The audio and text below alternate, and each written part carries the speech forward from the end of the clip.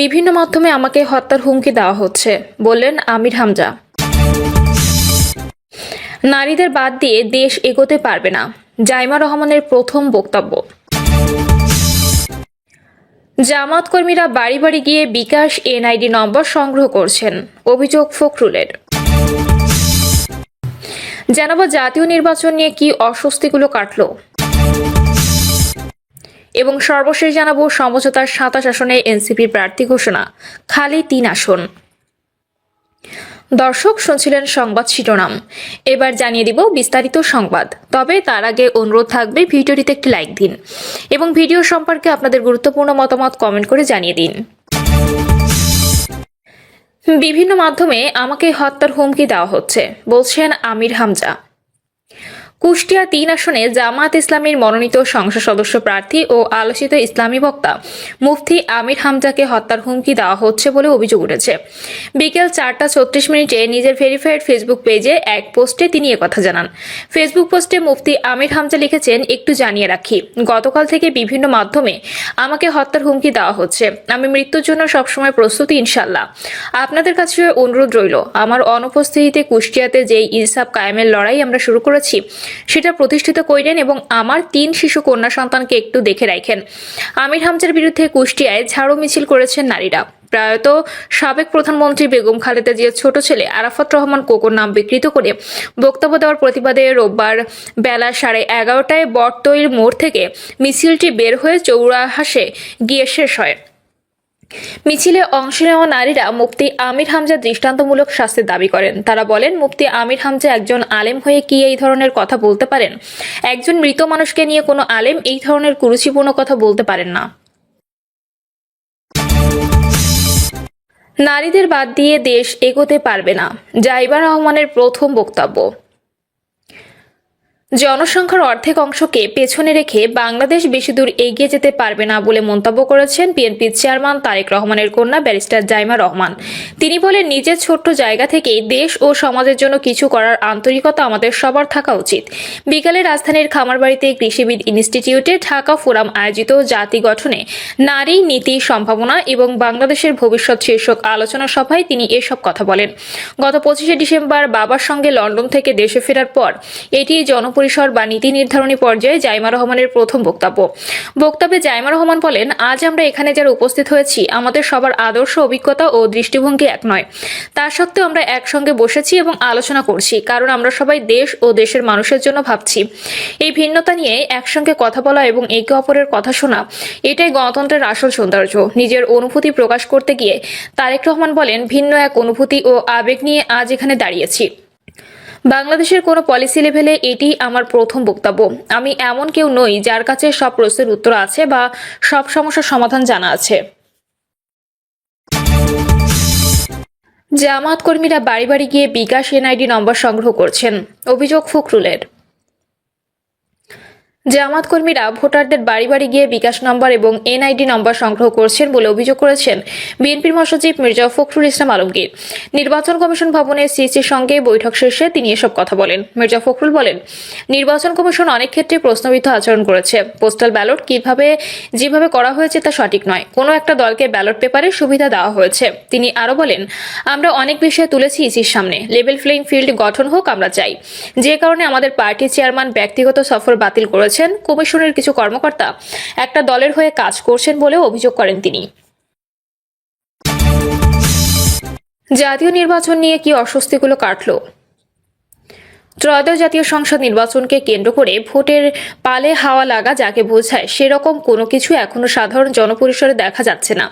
এবারই একসঙ্গে জাতীয় সংসদ নির্বাচন ও গণভোট অনুষ্ঠিত হবে একই দিনে, কিন্তু মানুষকে এখনো পর্যন্ত নির্বাচনমুখী হতে দেখা যাচ্ছে না। তবে এক্ষেত্রে রাজনৈতিক দলগুলো কথা আলাদাভাবে ভাবা উচিত। রাজনীতিবিদদের সব কর্মকাণ্ড এখন নির্বাচনকে কেন্দ্র করে আবর্তিত হচ্ছে। এক সপ্তাহ পর 22শে জানুয়ারি থেকে প্রার্থীদের আনুষ্ঠানিক প্রচার শুরু হলে হয়তো জনপরিসরে অবস্থা পাল্টাবে। তখন হয়তো সারা দেশে ভোটের ময়দানে পরিণত হবে। অন্তর্বর্তী সরকার এই নির্বাচনকে উৎসব মুখর এবং সারা পৃথিবীর কাছে দৃষ্টান্ত হিসেবে প্রতিষ্ঠার অঙ্গীকার করে রেখেছে। নির্বাচন কমিশনও সরকারের সেই অঙ্গীকার বাস্তবায়নের জন্য যার পরনায় চেষ্টা চালিয়ে যাচ্ছে।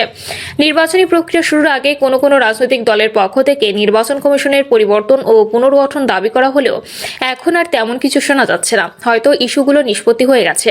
এগুলো সরকার, নির্বাচন কমিশন ও দেশবাসীর জন্য অবশ্যই স্বস্তির বিষয়, কিন্তু এর পাশাপাশি বড় ধরনের অস্বস্তির বিষয় বিদ্যমান রয়েছে।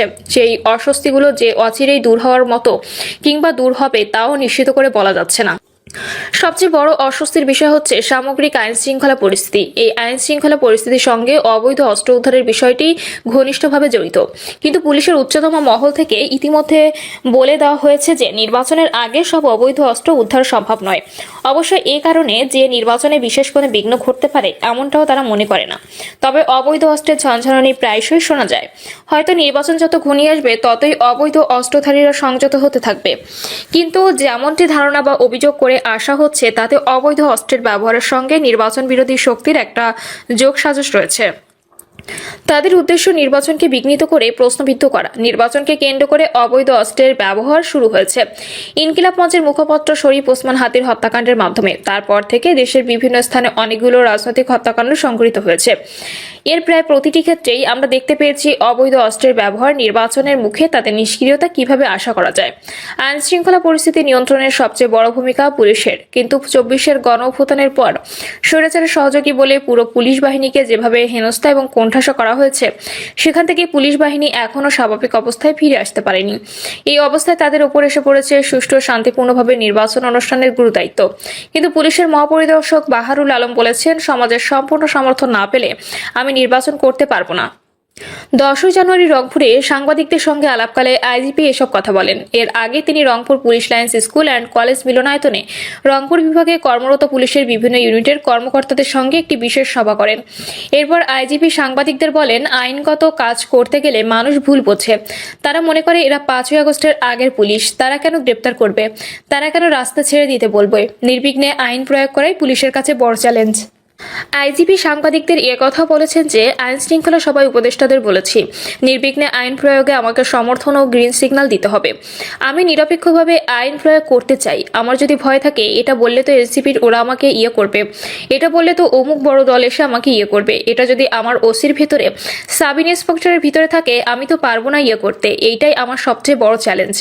এটা যেমন পুলিশের সবচেয়ে বড় চ্যালেঞ্জ, তেমনি এটা সুষ্ঠু নির্বাচন অনুষ্ঠানের ক্ষেত্রেও সবচেয়ে বড় চ্যালেঞ্জ। এখন সবচেয়ে বড় ভাবনার কথা হলো এই চ্যালেঞ্জ সরকার, নির্বাচন কমিশন ও পুলিশ বাহিনী কিভাবে মোকাবেলা করবে।